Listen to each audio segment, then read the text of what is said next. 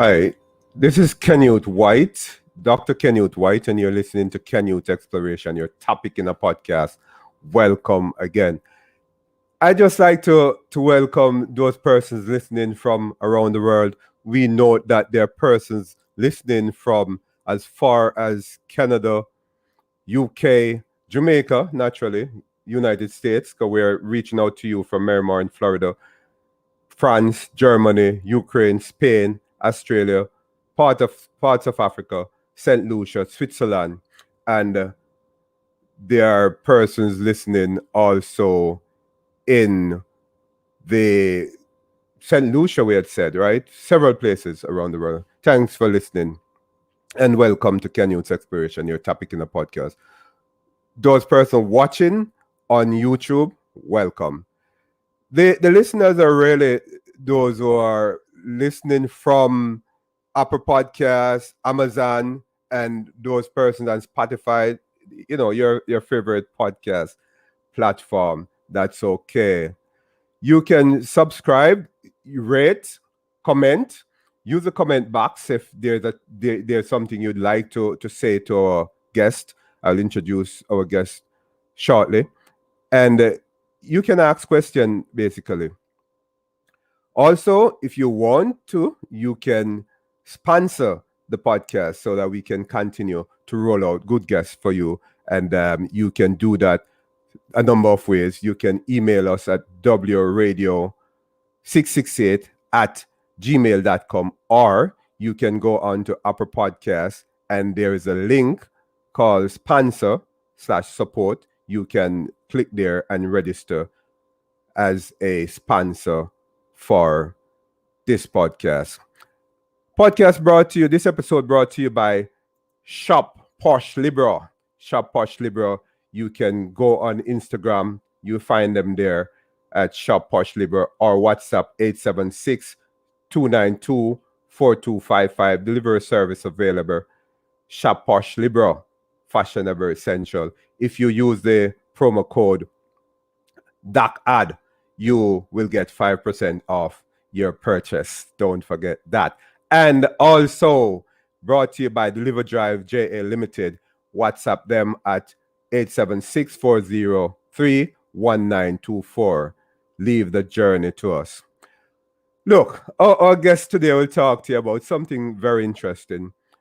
Harnessing your greatness. It was Aristotle who said that intelligence is inside us, it's latent, and we have to develop that intelligence. We have to harness that so that we can utilize it in the best possible way. In other words, their potential that we have. Look, before I introduce my guest to you to talk about a number of things, the life currency and a number of other concepts that you'd like to share with you, I'd like to ask you a question. We all have names, naturally, but what is in a name? We were sometimes punished when we were small, when we were a child, to spell our name. I think I wasn't one of those bright children who were able to spell their names by age 2, age 3. I started perhaps to spell my name properly at age 5 or 6. I was punished to spell my name. I mean, why is it that our parents often punish us to spell our names? That's the first thing they want us to spell. That's the first thing they want us to be able to write. We understand as we carry out transactions and do business, but definitely most of us were punished in order to spell our name. I will ask my guest about that. He has one of those last name, that it's perhaps a challenge to a number of persons to call, but he's a great person. Our guest is Robert. Robert, I'm gonna invite him into the studio to tell us about that. Robert, I know you're not missing this thing, because I don't understand where you get that last name from. But Robert Raymond, we stop right there at one of the R's. Oh, come on. You can pronounce the last name. Riopel. Yes. Just like a real pal. Yeah, Riopel. Tell us about that name before I go on. You got beaten for that one? Did you got punishment to spell that one? Not a punishment, but it's interesting. It's a French name because I am, part of my background, part of my heritage is French, but I didn't know. And it's interesting listening to you talk about being punished, not being able to spell your name right. But what I didn't know is there's a lot in the last name. So my family, there's actually a famous artist with the last name Riopel.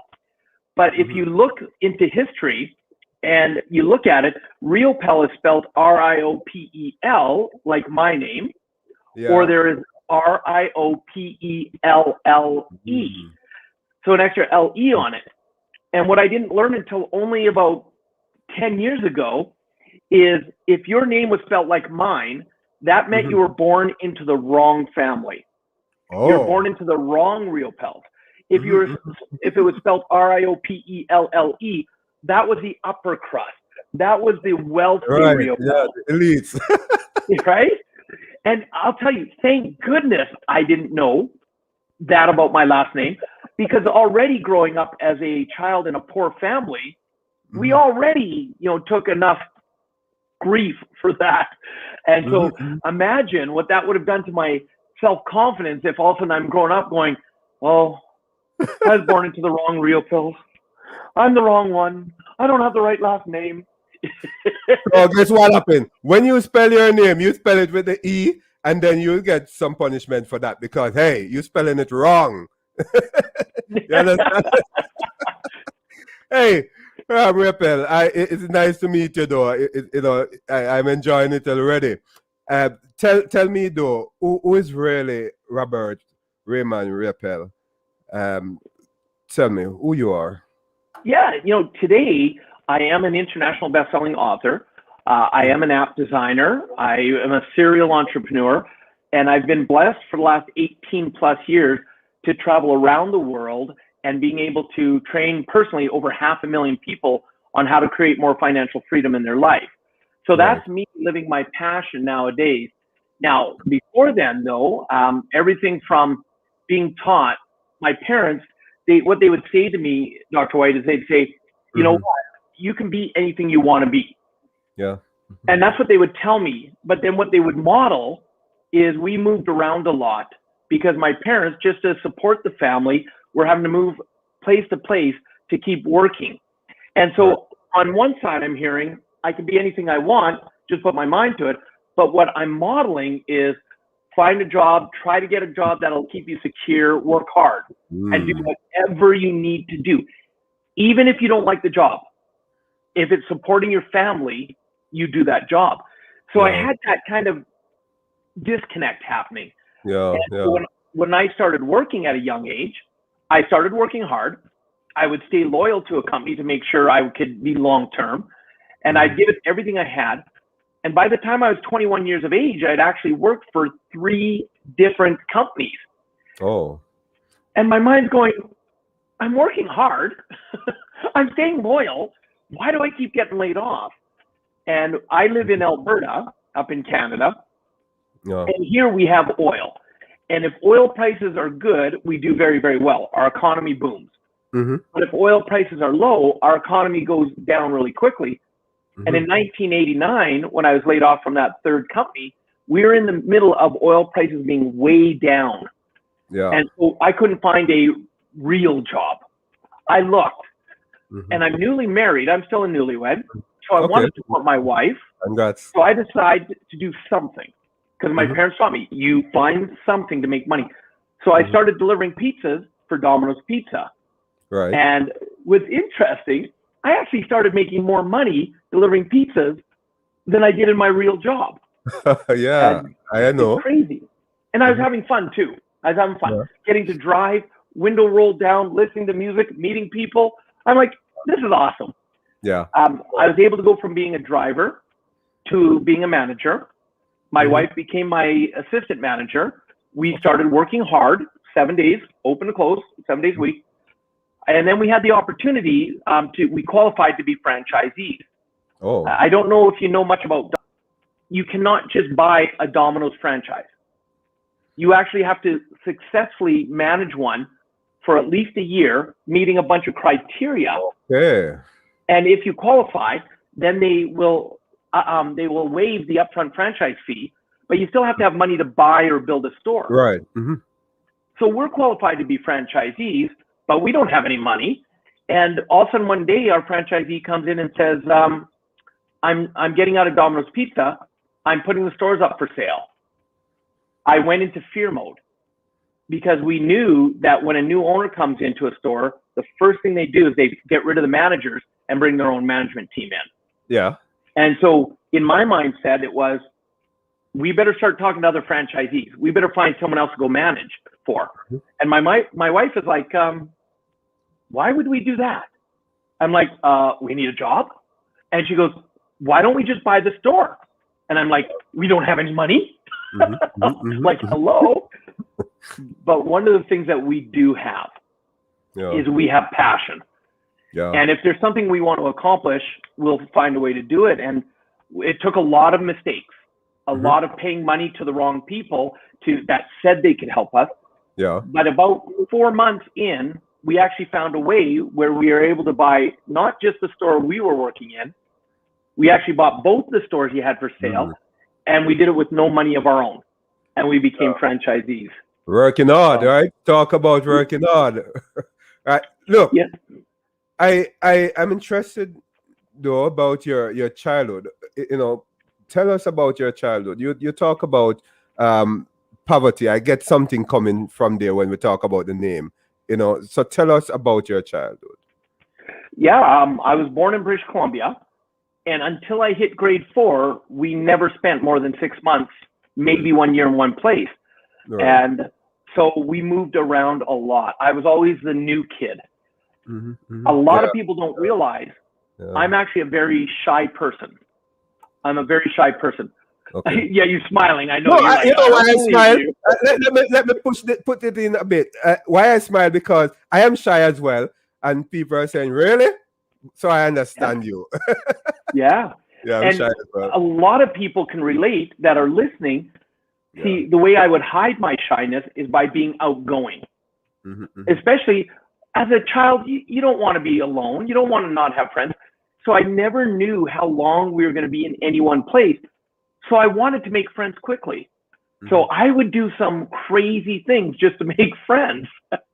And so we moved around a lot. And then when I hit grade 4, that was the first time we settled down in any one place. And that was in central Alberta, actually not far from where I live now.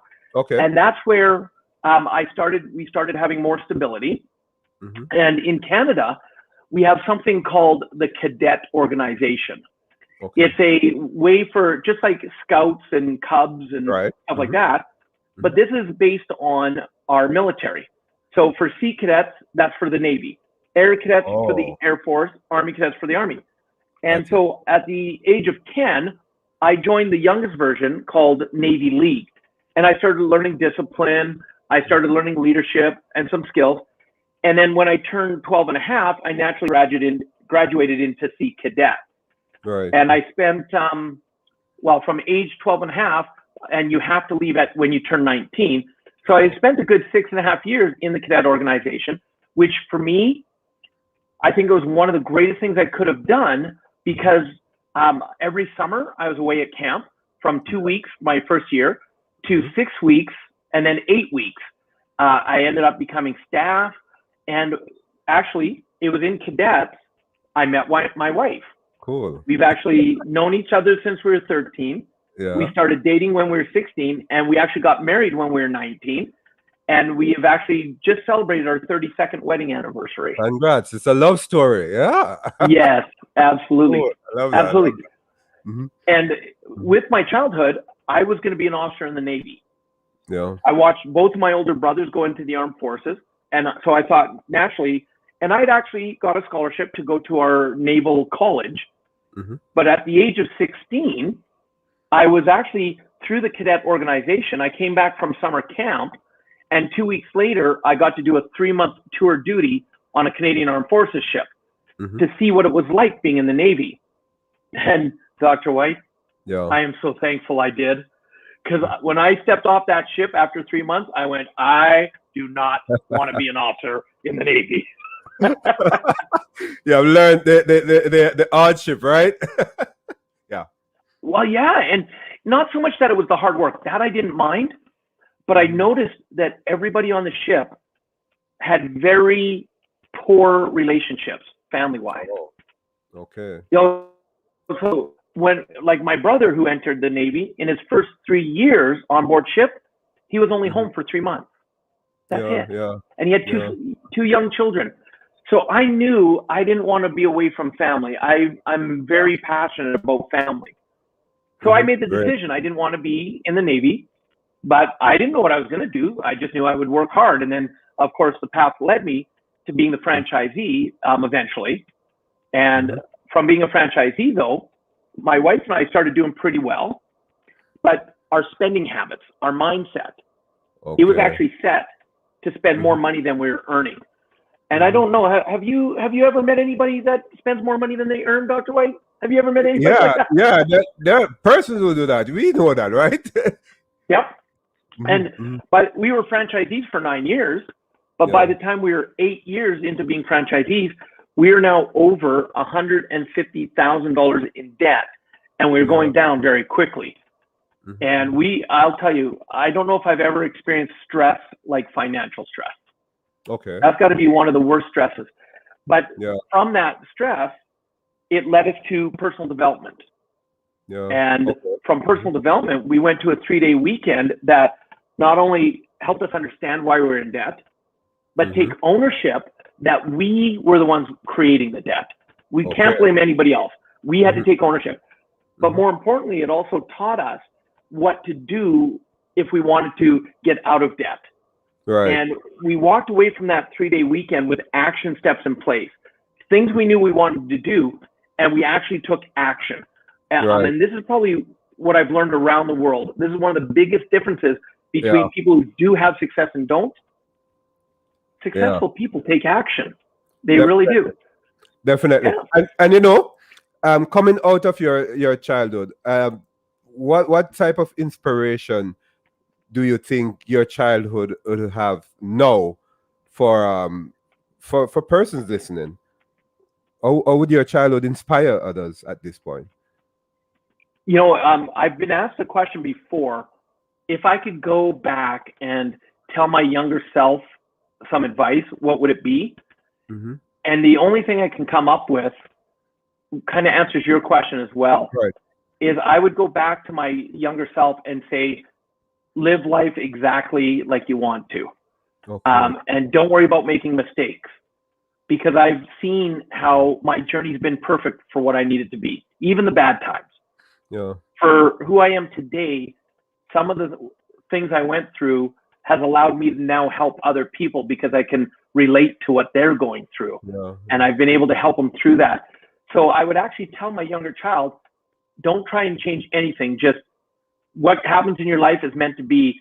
Embrace it, learn from it, and that's going to make you who you are.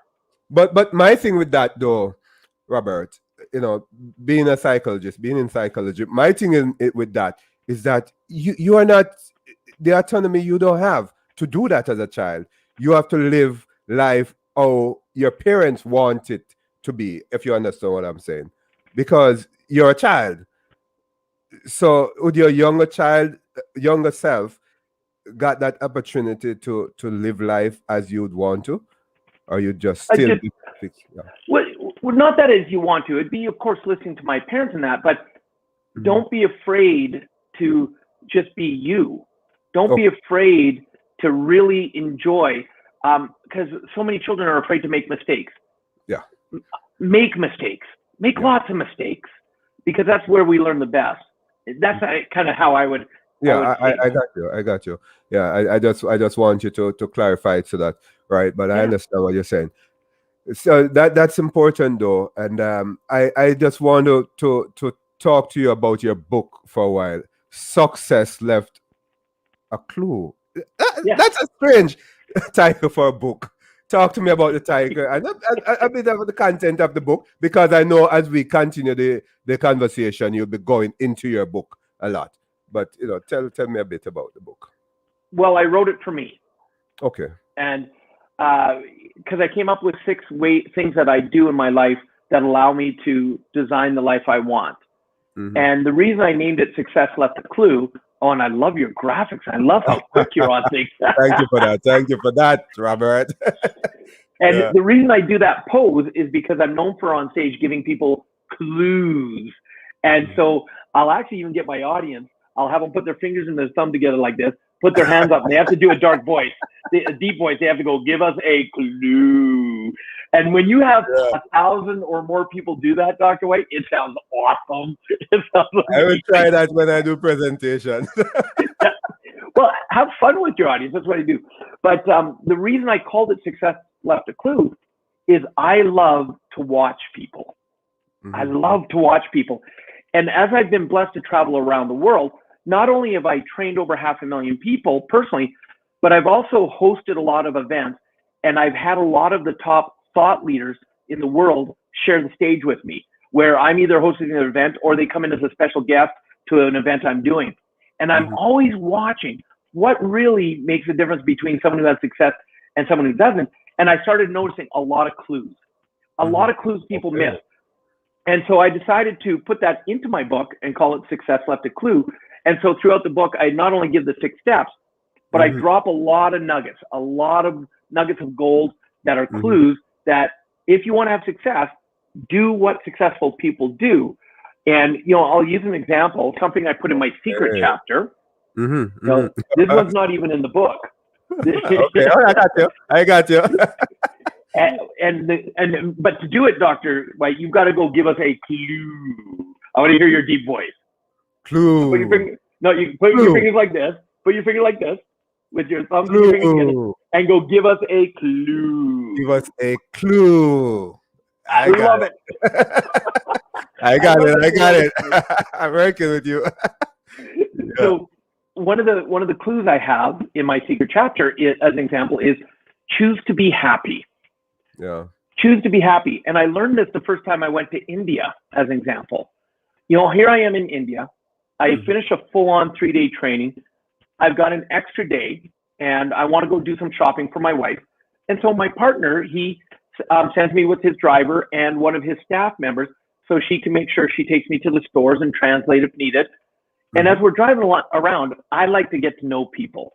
Yeah. So I tend to ask people the same questions. The first question I'll ask as we get into it is I'll say, what do you do for a living? And then when they tell me, then the second question I'll ask is, do you enjoy it? Yeah. And it's amazing how many people say no. And so if they say no, then the third question I ask is, then why do you do it? Yeah. And it's amazing how many people will say the top answers are, I'm good at it, or I make a lot of money. Yeah. And let me be clear, those are the wrong reasons to do something for money or because you're good at it. And so I'm driving around with this young lady, and I asked her, I said, so what do you do with the company? And she says, well, right now I'm in marketing. And that kind of struck me a little odd because she said right now, and I said, well, clarify, what do you mean right now?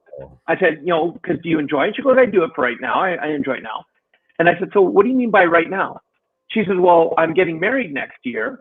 So when I get married, I'll probably become a house mom and a housewife. And so now you've probably met a lot of men, and you can probably agree with this. Men, sometimes we can be pretty clueless. We can miss kind of.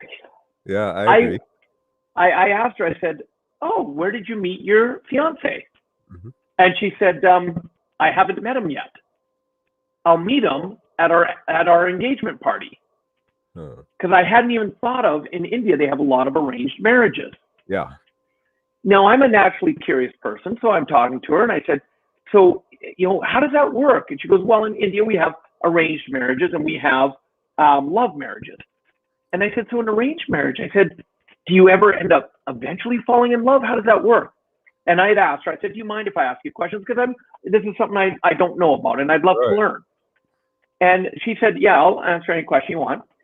And her answer when I said, does it turn into marriage? Like, because there's got to be, I can only imagine, there's got to be a lot of anxiety. Not knowing your mate until you get engaged. And then the second time you meet them is on your wedding day. Like, I can only imagine the stress in that. Yeah. And she said, I said, so how do you deal with that? And I loved her answer. She says, I go by something my mother taught me. Mm-hmm. She taught me to choose to be happy. Yeah. She said, because if you choose to be happy, no matter what's going on in your life, at least you're being happy and you can guide the life in the way you want. But if you go in stressed and miserable, that's going to impact the relationship. Yeah. And I was just like, that's brilliant. Because how many other places in our life do we look at a situation that maybe we don't agree with, and instead of saying, okay, how can I be happy doing this, we're like, and we get angry, we get frustrated, and we bring that whole energy into the situation, which then makes it worse. Whereas So if we were to take a deep breath, happiness is a choice. You have to choose. It is a choice.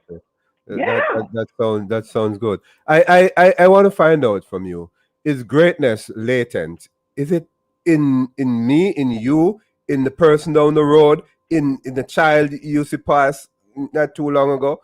What? Greatness is latent? It's in everyone. It absolutely is in everyone. It's just recognizing it in yourself. Mm-hmm. This is one of the reasons I think everybody has to have coaches in their life, because sometimes it's buried so deep that you don't see it until it's drawn out of you by someone else's perspective. Oh. When I love to train trainers, as an example, Mm-hmm. and when I see someone who has a gift to give the world in their knowledge, I want to do everything I can to help them get it out in a way where they impact even more lives. And so one of the things I'll tell them is I'll say, look, until you get the confidence to own your greatness with confidence, not arrogance. And let me be clear on that. To own it with confidence, not arrogance. Because this is the thing, from my experience around a lot of people, is the people that are the most arrogant are the ones that are trying to cover up that they're insecure. Okay. And so they overcompensate. And so I love to help people own their greatness and be not self-centered, but as a friend of mine says, be centered in themselves, to really own how amazing they are. Right. Mm-hmm. And so I'll tell them, until you can confidently own how amazing you are, let me be your greatest cheerleader. Let me be the one that tells you why you are great, so that as you start to own it, because inside everybody there is greatness. It's just, how do we bring it out of them? Yeah. How do we get them comfortable with sharing it, to allowing their light to shine? That's the way I look at that. Oh, cool. I mean, I love that.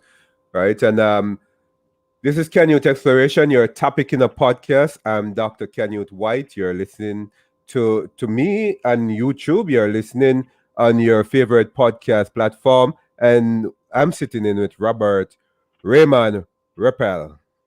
Raymond, did I get that right? I guess Riopel. All right. I hope I got that right. We were saying that those are one of the names that, we have to get punishment to spell and learn when we were kids, but Hey, Raymond, 6 ultimate steps to success. Tell us about that. Yeah. As I mentioned earlier, look, it's what I needed in my life and I still use every day. So step number 1 is simply to dream, but not to dream, but to actually dream big. And because think of it like this, when a child is young, anything is possible, anything. I remember sitting in my room, one day I'm a truck driver, the next day I'm an astronaut, the next day I'm a doctor, the next day I'm a lawyer. Anything and everything is possible. But then we start to, as we get older, society comes in and tells us to be realistic. You don't have the right education. You weren't born into the right family. Who do you think you are? And we start to get weighed down and our dreams start getting smaller and smaller and smaller. And I love, what my friend Les Brown, Mamie Brown's baby boy, Les Brown, you got to be hungry. I love what he says. What he says is, the problem is not that we set our goals too high and we miss them. The problem is we set them too low and we hit them. Mm-hmm. And that keeps us playing a mediocre life. So in the first step, this is where I want you to create dream boards, vision boards. Put down your dreams. Don't, just lift it down. Don't worry about how you're going to do it. Just, what would I love to do? And I actually love an exercise I was just introduced to recently. Mm-hmm. The exercise of sit down and in 30 minutes, no more, write down 102 goals that you'd like to do or dreams you'd like to accomplish. Because in the first part, you'll be right, quick, easy. But then you start running out of things. And you have to actually start thinking, what do I really want? See, the first ones were the superficial. So as you dig deeper, what is it you really, really want? I want you to dream big. That's step number one. Mm-hmm, mm-hmm. Step number two, find a mentor or someone to model. Because here's the thing, the easiest way to success, I don't care who you are, unless you're a Jeff Bezos or you're, I don't care who you are. Yeah. Chances are whatever you want to accomplish, someone's done it before you. Yeah. So instead of trying to figure it out on your own, find someone who's accomplished it, find out how they did it, and model that. Yeah. Model their success. Surround yourself with great mentors. I've had, one of the reasons I'm as good as I am when I'm doing a training is I've mentored from some of the top trainers in the world. Yeah. And I've watched them so closely. I would study their movements, their voice tones, the way they would just, move around the stage. I model them very closely. So by finding a mentor or someone to model allows you to have greater success. Mm-hmm. But there's a second part to that though as well. See, when it comes to step number two and finding a mentor or someone to model, I also want you to ask yourself this question. Mm-hmm. Who can I be a mentor to? Who can I help? See, it's not about I want to get success and then I'll help people. Mm-hmm. It's about who can I help along my journey? And of course, some people will go, but Robert, I don't have a lot of experience. How could I really help someone? That's your brain saying that you don't have anything to give. But if you take a look at your life experience, especially your hardships, the hardest times you've gone through, you can look at things that you've learned and then ask yourself, who could I help maybe get through that time with less pain than I got or in less time than it took me? Because by doing that, it also taps into three very powerful concepts of how to really take yourself to another level. And it's simply to learn something, then do it, and then teach it. Okay. Because isn't it true, when you teach something, you learn it on a deeper level. Yeah. So by becoming that mentor, you end up you get it on a deeper level. So you benefit while you're benefiting someone else. So that's step number two. Mm-hmm. Step number three, you can have the greatest dreams in the world. You can have the greatest mentors and people to model. But if you don't do step number three, you're not going anywhere. And that step is to take action. Take action. I love the saying that says, one step in the right direction is worth 100 years of thinking about it. Mm-hmm. But because what do most people do, especially highly educated people? Mm-hmm. They get stuck and paralyzed because they're analyzing. You've heard the saying, ready, aim, fire. Yeah. You've heard that saying, right? Yeah, of course I do. Definitely. We have a way of saying it. It's not ready, aim, fire, because people will get ready, they'll aim, they'll aim, they'll aim some more, but they forget to fire. So what we love to tell people, I like to say, get ready in the time you have, fire, get in the game, then aim, then fire again, aim again, fire again, aim again, because at least now in your game. Mm-hmm. The chances, is it that you're given, is a matter of chances? Hey, take this chance. If you fail, go again. Is that what you're saying? Yeah, but three things, because people go, but Robert, what if I fail? Mm-hmm. I don't look at it as failure. There's no such thing as failure. Mm-hmm. It's feedback. You learn what did not work. Okay. So anytime I do something, I ask three very specific questions. What worked? What did not work? What would I do differently? Mm-hmm. So don't just try and do the same thing over and over the same way again. Yeah. If it's not working, what didn't work? What would I do different? And if you do that, my goal every year, I want to fail 3 times faster than the year before. Okay. Because that's where the greater lessons come from. Not necessarily from what worked, but the bigger lessons, the bigger breakthroughs come from, okay, what didn't? And if I'm afraid to take the action, I'll never get the lesson. Yeah. So that's step number 3. Okay. Now, step number 4, this one's interesting because you can have great dreams. You can have amazing mentors. You could even take action. But step number 4, when people forget to do this, this is how they sabotage their success. Mm-hmm. This is why they stumble. And it's a simple concept. Celebrate your successes. Yeah. Yeah. Celebrate your successes. I don't care how big or how small you think your success is. Every day when I wake up, I write in my success journal at least 5 successes from the day before. And the reason you do this is so I keep my focus on what's going right in my life. What's positive, supportive in my life. Over the years, my journal has actually expanded because it's a success or gratitude. Yeah. What am I grateful for? Who am I grateful for? So that's how I start my day. So that I start the day going, I have a pretty blessed life. You know, yesterday I washed the dishes. Yeah. Success. Yes. Yeah. Celebrate. Cool. Yeah. And as soon as I say that, some people are going, you wash the dishes, that's a success? In my mind, it is. So yes. Yeah. Yeah. I don't need to worry about what someone else thinks is a success. Yeah. I choose to focus on what's moving me forward. Yeah. So celebrate every single success in your life, every single success. Yeah. That's step number 4. Step number 5, believe in yourself. How many people do we meet that have low self-esteem? They have their esteem is so low of themselves. And so believing in yourself, again, not out of arrogance, out of confidence. Yeah. And this is why celebrating your successes is important, because it builds your self-esteem. And people go, well, Robert, you know, what about, doesn't that build my ego? Sure. But here's the thing. Everybody has ego. Yeah. I don't care who you are. And the reason people fall into problems, and I've learned this from watching and observing and studying people, the reason people end up having problems with their ego is because they try to deny they have an ego, and because they suppress it, it comes up with more power.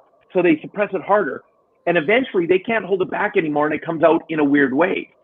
And then people go, oh, what an egotistical jerk.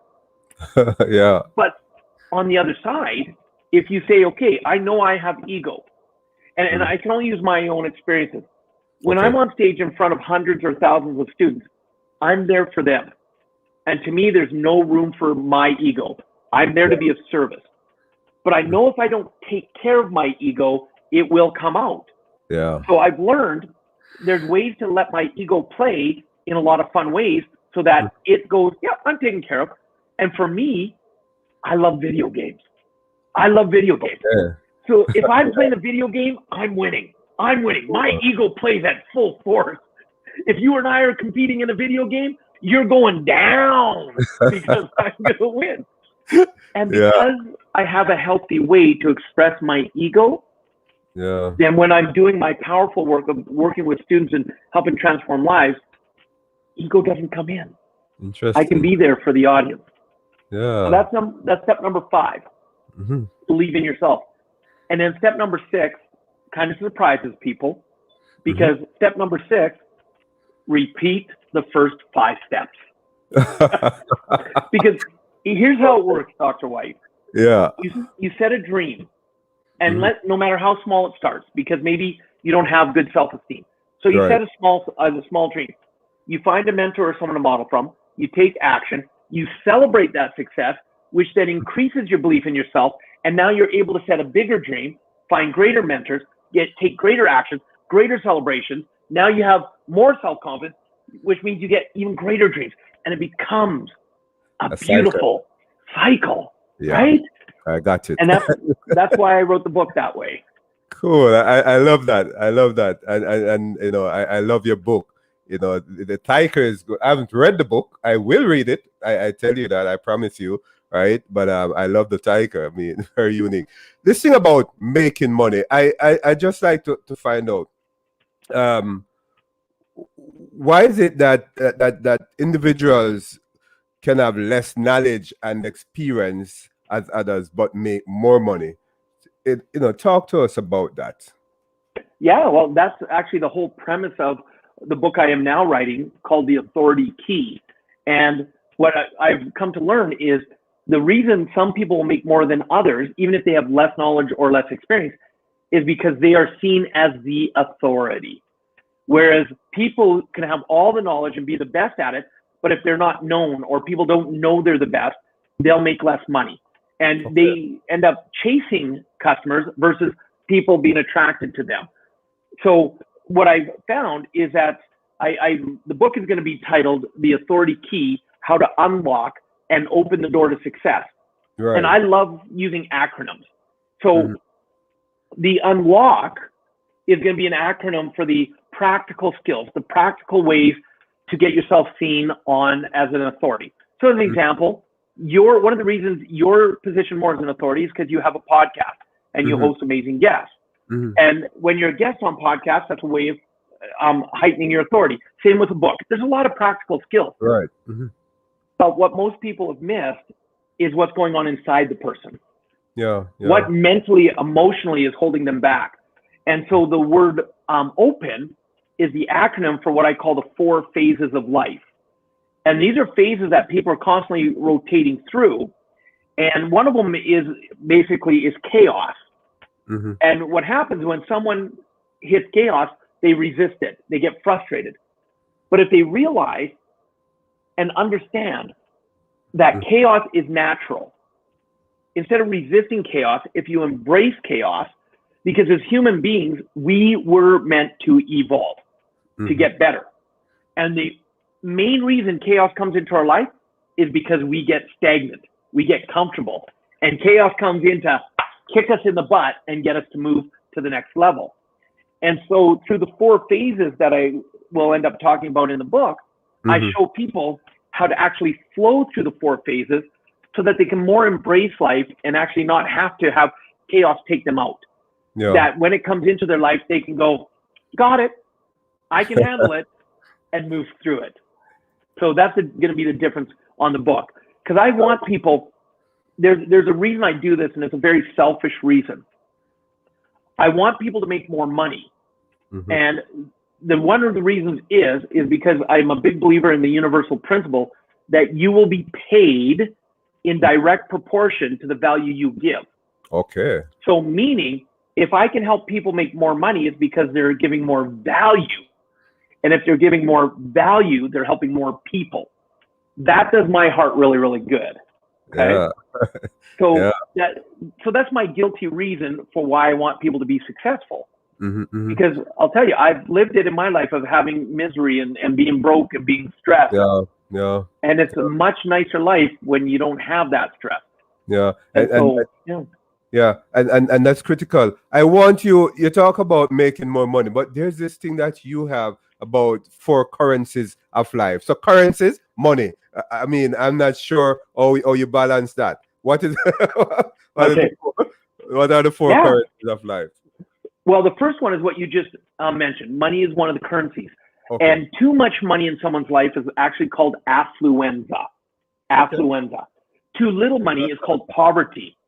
And what affluenza is you have affluenza when you start doing stupid things with your money. So as an example, there's a gentleman, he's a prince somewhere in the United Arab Emirates. Family's got a lot of money. And the airplanes, the A380s, the 2-decker A380 plane. Right. When they came out, he decided he wanted to buy one for his party plane. So he spent $1 billion to buy the plane. Then he spent an extra $100 million re-renovating it into his party plane. That's a good example of what too much money is. I can think of a lot better things to do with that kind of money. So when people have too much money, they start doing crazy things. Of course, too little, poverty. They're stressed out beyond belief. Right. And what I've come to realize, and I've noticed, everyone has a zone. And each zone is different. My zone is different than yours.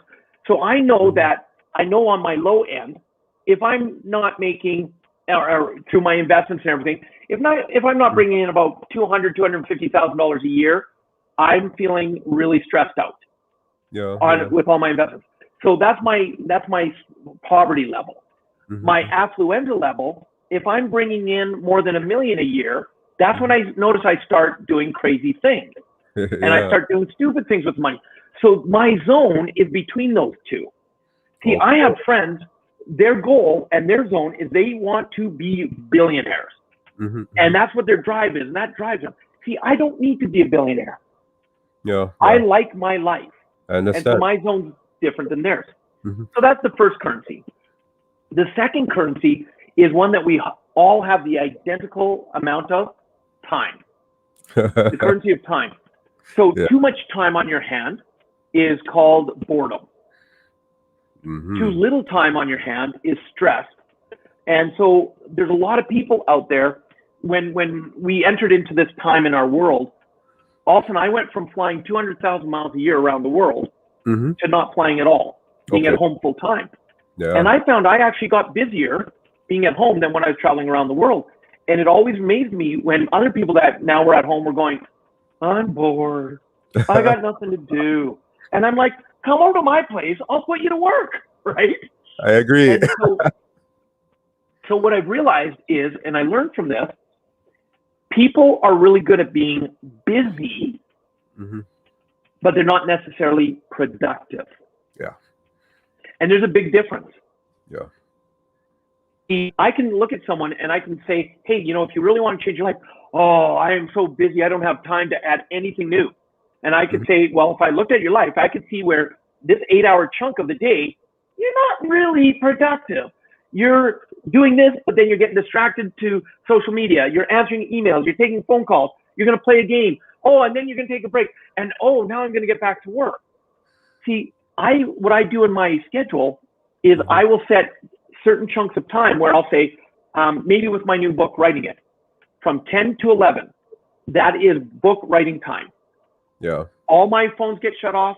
Everything else is disconnected. My wife knows I'm in my office writing the book. I don't do anything but write the book. And in 1 hour of productive time, it's more productive than 6 or 7 hours of just working. And so when you really understand that, the reason people get burnt out is because they don't know how to be productive. They just know how to be busy. And then they burn themselves out, and then they get tired, and I don't have energy, and now I'm bored because I don't have the energy to do what I like. So that's the currency of time. Productivity is productivity more focused? That's what you're saying? When you're more, I got you. Yeah, it's focused. It's very focused. So, and like in my business, or what I would tell a business owner, a friend of mine calls it IPA, income producing activities. A lot of people that are stressed out financially, they're just busy at trying to do something, but they don't make money with it. So, but if you were to focus on what's my income producing activities and put focus there, and now be productive at that, financially you do a lot better. And I've seen it over and over and over again. The third currency is one that social media has really brought to a whole new level, and that's the currency of fame. With instant YouTube, TikTok, Twitter, all these platforms, everybody wants their 15 minutes of fame. And I think you would agree that too much fame has destroyed lives. And so when it comes to the currency of fame, it's to me about how do you create balance in your life. Now, to be clear, and for people that can see us on the video, my hands are moving up and down in roughly the same level, because most people think balance is everything's perfect, equal, and it's like, the world is just awesome. But see, that's not my experience. We're always in a flow of change. And so to me, balance is correcting, keeping your life where you'd like to be. And so traveling around the world, being in front of thousands and thousands of students, it would be easy for me to go into ego and let the fame go to my head and be like, I'm all that. Look how amazing I am. Yeah. And so I always study on how do I keep that from happening. And I remember an interview from a few years ago that really made sense to me. And they were interviewing Jennifer Lopez. And the person doing the interview said, Jennifer, oh my goodness, you're a singer. You're an actress. You're a dancer. You are a force to be reckoned with. You're amazing. But I also know that you're also an amazing family person, that your family means everything. How do you keep that balance? Her answer changed my life. Yeah. She said, when I'm in front of the screen and I'm on stage, she goes, I'm me, but I'm J-Lo. I'm J-Lo. I'm here to do business. Right. When I'm at home, I'm Jennifer Lopez. Yeah. And all of a sudden I went, wow. When I'm on stage or I'm doing interviews or whatever, I'm Robert Raymond Riopel. Yeah. But when I'm at home, I'm Robert or Rob. Plain and simple. And that keeps me grounded. And my wife and I, we actually have a running joke around this one. When I come home from overseas, and I've been gone for a couple of weeks doing training, and I have assistants taking care of everything. They bring me my food. I get home, I walk in, and she goes, honey, you're home. You have no more assistants. Go take out the garbage. Your role changes, right? Yeah, and I love it. Because you know what? I am no different than anybody else. Oh, yeah. I'm no better than anybody else. I just have a different career I've chosen that allows me to be in front of a lot of people. So why would that make me better than them? It doesn't. So fame is a tricky one. And then the fourth currency is the one I love to really focus on now. And that is the currency of experience. Yeah. Experience. See, most people go through life existing. And then maybe they reach a destination of, say, retirement, and they look back at their life and they go, what did I really do? I remember being at work a lot. Why did my family fall apart? Why did I don't have great relationships? Why is my health terrible? Yeah. And so with the currency of experience, it's about how are you experiencing each moment? Are you, when you're having a conversation with someone, like you and I are in a conversation right now, and I'm just soaking up the experience of your amazing accent, the work that you do, like that amazing smile that you have, because you have a phenomenal presence. So I'm here full on experiencing it, because to me, I want to experience life at the fullest. Right. But if I wasn't, my mind would be 1,000 steps ahead of me right now going, okay, I got to get ready for this. I got to remember that. I got to do that. And it's like, no, if the moment I'm not present, Right. I'm just existing. Yeah. Yeah. And so I love one of my friends who's a life coach, and he made a real good point of it. He said he had a student that he was coaching, and he does vision boards with them. And they were talking about the vision board the one time, and he said, so I see you've got a Lamborghini on your vision board. He goes, oh yeah. And he says, why do you want a Lamborghini? And he could tell him the horsepower, he could tell him the 0 to 60, he could tell him everything about what colors they came in, what the different versions are. He could tell him everything. And my friend asked him one simple question. He says, have you ever experienced riding one or driving one? He's like, no, not yet. Why? He says, here's your homework. Before our call next week, I want you to go either down to a dealership and test drive one or rent one or something. I want you to experience a Lamborghini. And the guy's like, why? He says, just do it. So the next week they get on the call, and he said, so did you have a chance? He said, yep. He says, I was able to test drive a few Lamborghinis. He said, and? He goes, I don't want a Lamborghini. And he goes, why? He says, I'm 6'3". Getting in and out of that Lamborghini was painful. He says, I don't want to have to do that every time. He says, exactly. And see, that's a great example of people think they know what they want because they saw something or someone said it would be great. But until you experience it, how do you know? I wanted to be an officer in the Navy. But when I experienced being on a ship for 3 months, I decided I did not want to be an officer in the Navy. So I'm very passionate.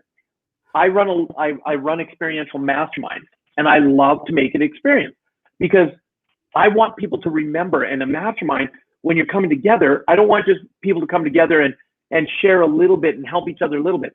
I want them to have such a great experience that all of a sudden their minds open up and they're connected now with the person, and they truly want to help that person go to their next level. Just before Corona, as an example, I'd always, one of the things on my vision board is I wanted to go in a private jet. I've flown all over the world commercially, but I'd never been in a private jet. Okay. So I decided I wanted to experience that. And I happened to be introduced to a gentleman who does charters. And so instead of me just paying to do it, I'm also a business person. I decided to make money flying in a private jet, make money doing what I want to experience. I had 8 students join me in Florida. We met up in Florida. We hopped on the private jet. We flew to the Bahamas. We had Sandals Resorts picked us up in 2 beautiful white Rolls-Royce cars, gave us a full police escort through the whole city, police escort. We spent the day at the resort, breakfast, lunch, dinner, and masterminding on the beach. And we created $1 million businesses right there that day. I understand. Because we're experiencing. Then we flew back to Florida. And I'd like to say I arranged this, but I didn't. As we're coming back to Florida, Kennedy Space Center launches a rocket. So from the jet, we get to watch it from launch to atmosphere. What a way to just wrap up a beautiful day. And every single one of those 8 students, I'm now close friends with. And we've stayed in contact for the last year and a half, continuing our relationships, masterminding, creating, partnering. It's amazing.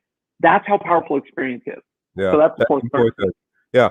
Currency. Why you call it currency? Why did it call currency? All of these 4 stages. Why currency? Because money is just a tool. What you do with it is what makes a difference. Time is just a tool. What you do with it makes a difference. Fame is a tool, and so is your experience. So if money is a currency, why can't the others be? And we put so much focus on the currency of money. But money is important where money's important. Money's not going to buy you more time. Money's not going to buy you more fame necessarily the way you want. And so they're all currencies to allow you to live the life you truly would like to live. Oh, interesting. You have touched on this a little, I guess, but the 4 phases of life. You didn't actually say what the 4 phases are. You touched on something. Yeah, absolutely. We go back to the acronym OPEN. Open. So the O stands for the observation phase. Now, I will let you know, I want to give credit where credit is due. I have an amazing friend that I call the Quantum Monk. And the reason I gave him the name Quantum Monk is he was actually a monk for 8 years, over 15,000 hours of meditation, and he also studies quantum physics. So he can tell you all about spirituality and teach you the science behind it. The guy's brilliant. Cool. And in his research that he loves to do, he came across what he calls the chaos modules. But it wasn't his passion to teach. He just came across this brilliant stuff. And when he shared it with me, I'm like, Greg, that's phenomenal. We've got to get this out to the world. If you don't want to teach it, may I? And he gave me the permission to teach it. So I spent hours doing Zoom interviews with him, diving in deeper. And then I put my own spin on it. And I put it into the acronym and called it the 4 phases of life. And when we were doing this, as I was doing the interviews with him and saying, here's my perspective, his eyes would just get big. And he's like, Robert, that takes it even deeper than I'd even thought. And you're right. And so he loved the way I took it in. So the observation phase, you've heard the saying that we are a human being, not a human doing. I'm sure you've heard that, right? No, but I yeah, in the observation phase, we're actually a human creating. This is the time to ask ourselves, what would I really love? What would I love to do? Who would I love to be? Who would I love to be around? This is where vision boards, I'm a huge believer in vision boards. This is where they come in. Create your vision board. Meditate. This is the time for you to observe what's important to you. The second phase, the P, it stands for pamper. And I want your audience to be very clear on this. This is the phase that most entrepreneurs, as an example, people that want success, they don't take time for this one. And this is why they sabotage themselves and they don't even realize. The pamper phase is where you go on vacation. or if you can't go on vacation, you plan a vacation during that time. When you're in that phase, maybe you go for a manicure, a pedicure, or a haircut, a massage. You take care of you. This is where you are absolutely a human being. In this phase, person goes, well, Robert, what if I don't have time to do something grand like a vacation? Take 20 minutes and read a book if you like reading. Yeah. There's a saying that says you cannot give what you don't have. So if you're not taking care of you, how do you truly believe you can take care of other people? And you know, I'll give the example again. I can only come from my own experiences. Right. When I started training, I was training so much. I was doing, in my first 4.5 years, I did over 200 multi-day trainings around North America and then the world. I was giving, but I forgot to take care of me. And two things happened. One, I got burnt out. And two, I ended up going through 2 back surgeries because I wasn't taking care of myself. And so the pamper phase is where, call it being selfish, I don't care. But this is time you have to take for yourself. And this is where you spend time with family, your loved ones, but really make sure you pamper who you are. And so a selfish reason for me again, people go, Robert, when you're traveling, why are you willing to hop on a plane, fly 25 to 30 plus hours to the other side of the planet just to teach? Well, 2 reasons. One, I love having students all over the world. But 2, my guilty reason, my selfish reason, is the moment I step on a plane for a 10, 12, 14, 16-hour flight, that's Robert's time. That's my time. Even if there's no Wi-Fi, I don't do business. I read because I love to read. I watch movies because I love movies. I enjoy great food and I enjoy wine because I know the moment I land, I'm going to be 3 to 5 days on stage for 12 hours a day. And if I don't take care of me, how can I take care of my students? Does that make sense? I love that. It does. And then the really, when you do the pamper phase, it's because the next phase, the E, stands for the energy phase. This is the phase when you're in this. This is where you get productive. Meetings, emails. This is where you, like, my productive days can be 18-hour days. But that's okay because I've taken care of myself in the pamper phase. See, and so I can finish an 18-hour day and go, that was a good day, and not be going, oh my goodness, I'm so tired. Why did I do this? It was terrible. Because I understand this is the human doing phase. When you're in this phase, you go for it. You go for it. You get things done. Be productive, not busy, productive. So that's the third phase. And then the N of open. Now this one here, because I needed an acronym, I needed something that started with an N. The fourth phase does not start with an N. N is the second letter. I call this is called the unclutter phase. Unclutter phase. And another name for that is chaos. See, when you enter into an unclutter phase, this is when all of a sudden things go, something happens that you weren't expecting. This is where all of a sudden when the chaos enters your life, this is where people start going, and they get stressed out. But again, I want people to understand chaos is natural. We are meant to evolve. See, unless you can go through the chaos, you can't go into the observation phase again. But the reason I call it the unclutter phase is you can actually courageously volunteer for chaos in your life. So what that means is I can walk in my office and every couple of weeks I'll walk in and I'll go, you know what? Time to clean it up. I can unclutter it. I'm showing the universe that I'm going to keep moving forward. I'm going to keep cleaning things up that I don't need anymore. I'm going to a refrigerator and saying, you know what? There's probably food in there that shouldn't be in there anymore. And you unclutter the refrigerator. And the reason this is important is because if every little act of uncluttering you do, the universe, God, whatever higher power you go by, it doesn't matter. It feels it doesn't have to give you as big of a lesson. Because in the unclutter phase, this is when you courageously, and I want everybody to listen to my words, you courageously destroy something in your life. Meaning, maybe there's a business or personal relationship that just isn't working anymore. It's time to end it. Maybe there's you want a new car, but you're hanging on to that old car. So you need to let it go to get the new car. So you have to, and probably the biggest thing that someone can destroy that holds them back is a belief that hasn't been serving them. Yeah. And until they're willing to destroy that belief, and the way they destroy it is by proving a different way of thinking. Listening to something maybe someone else has said, and they go, aha, that makes sense. So they can destroy that belief that's been holding them back. And so in this phase, what I say to people is instead of living life to the fullest, courageously allow life to live you. Yeah. Courageously allow life to live you. Because I'm a big believer that not only does everything happen for a reason, okay, but and have you heard that saying before, that everything happens for a reason? Of course. And do you believe that saying? Yeah, essentially. Did you know it's an incomplete statement? Okay, no, I didn't. See, and that's what most people don't realize. They've all heard the first part. Everything happens for a reason. Everything happens for a reason. It's okay. Everything happens for a reason. But the second part is everything happens for a reason, and that reason is there to serve me. Okay. That reason is there to serve me. And see, when you say that second part, it now puts you into curiosity. And once you're into curiosity, you can now say, instead of like, why did that happen to me? Yeah. You can say, why did that happen to me? And I'm not going to say that you're going to get the answer right away. Look, and you've experienced this, I guarantee you have.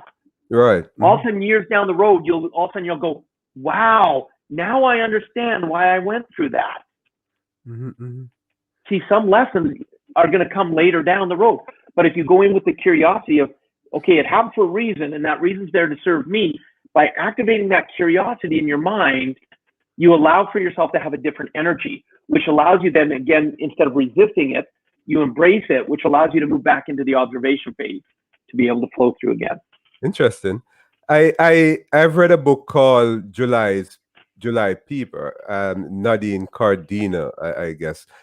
She said something that is important. She said that whenever you have a new situation, a new condition, there will be chaos and there will be disorder, especially at the beginning of the early stages of this condition, this situation. And why I'm saying that, because you have said something, I've read it somewhere on your website, chaos is critical in life or to life. So what that really means? Well, let me use the example of, let's say, a relationship. Yeah. So you're in the observation phase, and all of a sudden you see a girl, and you're like, oh, you want to know everything about her. You want to know what she likes, where she wants to go. Does she like to dance? You're observing everything you can. You want to know this girl, and you go from the observation phase into the pamper phase. You've had now the courage to ask her on a date. You go out on a date. You're holding the door open for her. Life is going good. And all of a sudden you get down on one knee. You ask her to marry you. And she says yes. And all of a sudden you go into the energy phase. We've got to plan the wedding. We got to get everything organized. We got to hold on, Robert. I'm painting a picture here. You have to take time with us, man. We're painting a picture. Yeah, we are painting a picture. So now you're in this energy phase and you're planning the wedding. You're going into all this. And all of a sudden what happens? Chaos. A baby comes along, right? You've now been put into chaos and you're like, I'm not sleeping. Why does that baby cry all night long? And in the first little while, you're stressed and you're like, but then all of a sudden you start noticing, look how cute that little guy is or girl is. And then you start to love them and you go back into the observation phase of embracing that beautiful being came into your life. So that's how I see it going around. And so, and from what you said of how she described it, one of my mentors, I love what he said, and it's so true. He says, every master was once a disaster. Okay. So because what do most people do? They learn something, and then they think they've got to be perfect at it. They've got to be great at it right out of the gate. But they don't realize, look, when people see me on stage today and they go, oh my goodness, you are amazing. And I've Mhm. had 18 plus Yeah. years of doing my skill, mastering my craft. If you would have seen me when I started training, I was terrible, terrible. I was like nervous. I'd be like making mistakes. What if I don't say the right thing? I went through the disaster stage. And so you've got to allow yourself, you have to allow yourself to go through a disaster stage. Yeah. This, having mentors and coaches is a great way to lessen the time you have to be a disaster, but you don't think you're going to be perfect right out of the gate. So be kind, be gentle with yourself. I love the saying, if you had a friend that treated you the way you treat yourself, Mhm. they would not be your friend for very long. But yet, look at how often and brutally we beat ourselves up for Yeah. every little mistake we think we make. Yeah. And so, a message I would say to your audience: learn to be more gentle with yourself. Mhm. Ask yourself, if I had a friend in pain, how would I encourage them? How would I coach them to be proud of who they are, to get over the heartache, to live life to the fullest? How would you advise your friend, and then turn that good advice onto yourself? Yeah. Yeah. Hey, Robert, before I wrap up, I would like to share this video of you about this ABC thing. I'll just play a short piece of it and then have you explain a little and then move into that company of yours. Tell us a little more about it and then, we wrap. But let me play a bit of the. Hello. For those of you who do not know me, my name is Robert Raymond Riopel. And one of the blessings I have is I get to travel all around the world, teaching and inspiring and transforming lives. And as I do that, one of the things I've become known for from the stage is I love to give people what we call clues. I give them clues from life experiences. And so people have often wondered, okay, Robert, what exactly is a clue? Well, from my experience, it's as you go through life, if you watch the things around you, you'll notice that there's little things happening that you could take lessons from. There's a saying that says, anything you need to learn, you can learn from nature. So that means nature on how things are done in the wild, but it also means nature of watching from people who've been successful. And people who've been successful, they leave behind little prints, little nuggets of gold, little clues. Some people might I love that good thing. I mean, I've watched it, and at the end of this interview, I will give your contact information, your website, and ask people to go on your website, watch it again, right? Watch it again. Tell us about that thing that you started out with it, but in terms of that clip that I've just played, just a piece of it I played. But tell us about it, the entire clip. Wow, that's been a long time since I've seen that. That has been Yeah. Thanks to Canute Exploration, I remind you. Well, and it's what we've been talking about is watching how other successful people, what have they done, and modeling from them. Quit trying to do it on your own. Quit trying to figure it out on your own. Take the clues that have been dropped, the nuggets of gold, and utilize them. And again, this is one of the biggest reasons people struggle that I found is we see a system, Mm-hmm. we know the system works, but we try to reinvent it. We try to have to do it our way because we think we can do it better. And it comes from what we were taught when we were children. We could go down a whole rabbit hole on that. But be willing to look at the different things that successful people have done, model it, and get the success. And just, take your life to a whole new level. Yeah. It's been a long time since I've seen that video. Okay, you need to find it again. I love it. I've been watching it. Hey, your company. There's this. I guess it's called Amentora. Yeah, Amentora. Yeah. Tell us about that. What do you do in that? Yeah. So when I decided to write my book, I actually created an app based on the 6 principles of my book. And so the app is actually called Amentora. And think of it like having a mentor in your pocket. Mm-hmm. And so I will tell people that version 1, which we put out a few years ago, which you can create dream boards on it, you can do your success journal on it, You can get accountability partners. You can find this inspiration. All of the things that are in my book, we have in that app.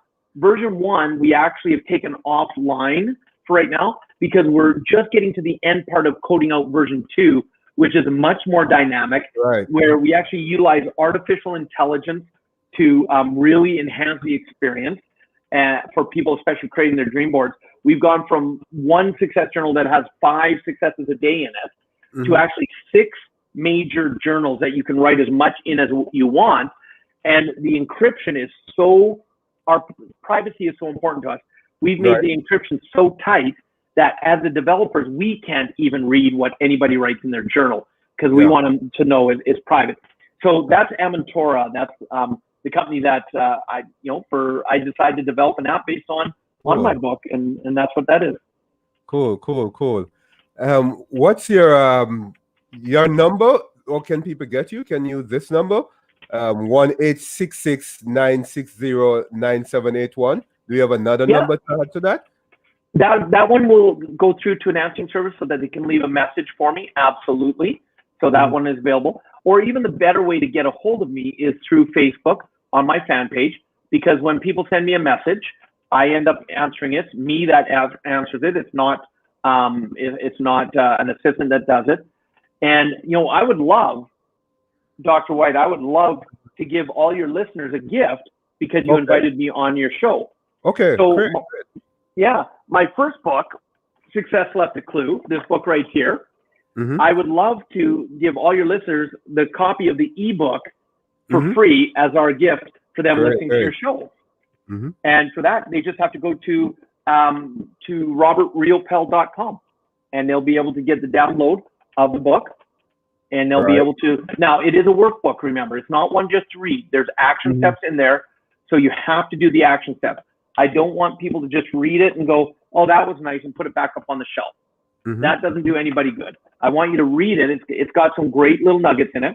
And, a fun little fact, I actually created, this is called a Cluemoji, and I even have the trademark for it, but that's my Cluemoji. That's me as an emoji.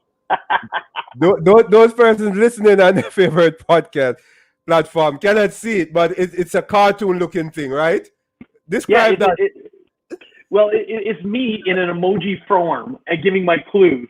And so, it looks like me. If you see me, I'm aerodynamic. So it looks like a little light bulb, aerodynamic, and I'm giving the clues. and to see Robert, you can go on www.successleftaClue.com. Yeah. That's correct. Yeah, his Facebook page, Robert Riopel, and Rob. I'm losing it there. I'm watching it across. What's your Twitter? Rob Rocks 69. Yep. That's for my wife and I, because I'm Robert, she's Roxanne, and we were both born in 1969. Oh, cool. And Instagram, that's R Riopel, because Robert Raymond Riopel is my name. Yeah. R Riopel, yep. Right. Well, give me, guys. I'm watching it scrolling across the screen while it's scrolling. But I'm catching up with it. Hey, Robert. Hey, I really enjoy talking to you. Have you ever gone to Jamaica? Let me ask that. Somebody told me that I ask all of my clients that. Most of my clients. Yeah, I've been to Jamaica a couple times, mostly staying at like Sandal Resorts and then taking excursions around. What's the name of the falls? There's a famous falls. Duns River Falls. Most of my guests, I should say. Duns River Falls. Duns River Falls. Yeah. So beautiful, and I can't wait to get back to Jamaica. That's in Ocho Rios, man. Yeah. Yeah, cool. Did lots of scuba diving. Lots of scuba diving. Yeah. I love scuba diving. Yeah. Well, after the pandemic, it's open again. It's time to roll again. Jamaica, man. Right, and you're in Canada now, right? That's where I live. Yep. That's where you live. You have been here in Florida before. You said many times in Florida. Okay, I've done many times in Florida. Yeah. Yeah, the Sunshine State. Yeah. Okay. Hey, really nice talking to you, Robert, and I'll keep in touch with you. You're a very great guest, and I enjoy every bit of it. And I'm sure that my my audience, enjoy every bit of it. And this will be on YouTube for life. I always say for life, right? It will be there. It will be there, right? And persons can listen on their favorite podcast platform. Rate, comment. The conversation continues, guys, and Facebook and anywhere that you watch this, you can still comment, and we will, if I have to, I will send it off to Robert so that he will give his piece on it, and we'll continue the conversation. Robert, Raymond, Riopel. Yeah, I got that. I won't be punished for that. All right. We'll talk. We'll talk, Robert. Blessings. Thank you, my friend. Thank you. Bye bye. Cool. That was Robert. And Robert Raymond Riopel. And he was such a great guest. We have learned so much from him.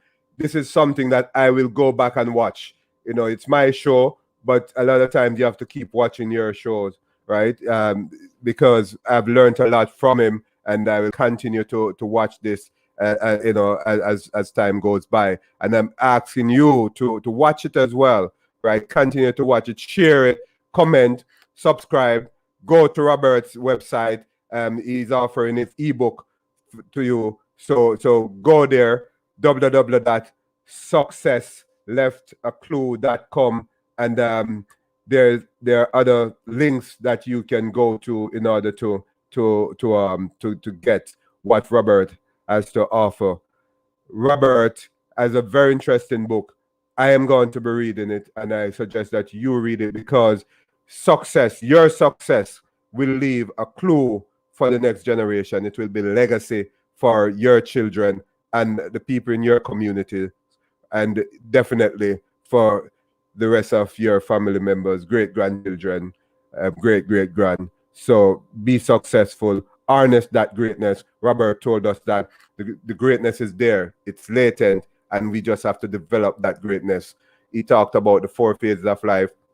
Currencies, he talked about currency. Go back and listen. I will do that, so you do that as well, right? I'll perhaps even rate my own video, my own show, because of how great it was, right? And go back and listen and understand the whole currency and 4 phases of life thing, and continue to touch base with Robert.